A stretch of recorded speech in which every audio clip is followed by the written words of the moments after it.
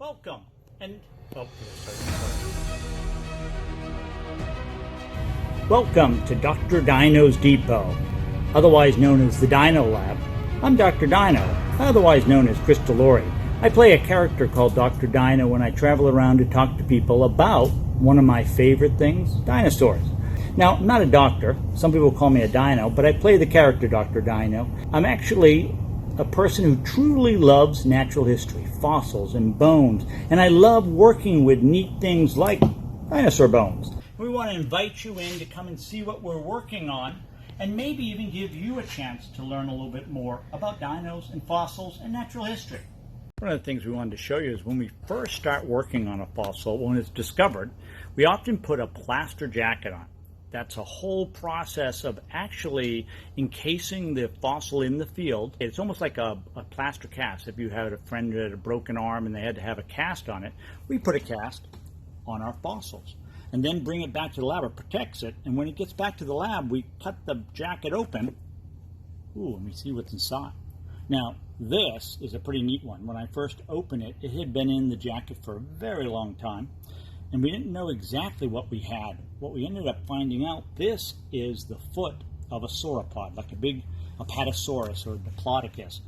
It's from a really neat site in Wyoming, and the bones were associated. It took us a very long time prepping it out, and now this will eventually go on display for people to learn a little bit more about this particular dinosaur. We often have mystery fossils that we come up. People bring us things and they want us to help them figure out what it is. Pretty neat. I mean, things like this. It's like a big chunk of rock. It's actually something quite a bit more than just a chunk of rock. Give you a hint. If it was 150 million years ago, it would stink. We'll talk about that one later too.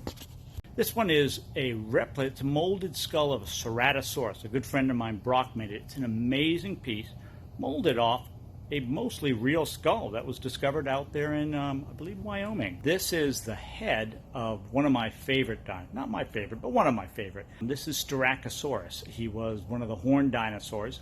I tried to bring it home and realized it's a little too big for my hallway to get to my office.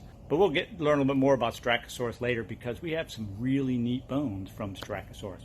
We do have a lot of really neat things here in the Dino Lab that we work on. Some of the stuff is pretty unusual. Behind me, there is some very unusual pieces. A lot of skeleton work here. I'm not very good with the camera, but I'm pretty good with the skeleton, where we put skeletons back together again. We don't actually kill any of the animals. When an animal does pass away, in a captive collection, in a breeding facility, even in the wild, it could rot away and disappear, be buried, or we can keep learning about it. A lot of our venomous reptiles here are from venom labs. We've got fish that may have come from the fishing industry. Somebody ate the fish and we did the skull. We actually like to work with things as sort of a byproduct. If something is out there, we can keep letting people learn about it. Some of the people in the lab have become very good at putting skeletons together. I'll show you a few of them. Again, remember, I'm a bit of a dinosaur, so using a camera is not the easiest thing.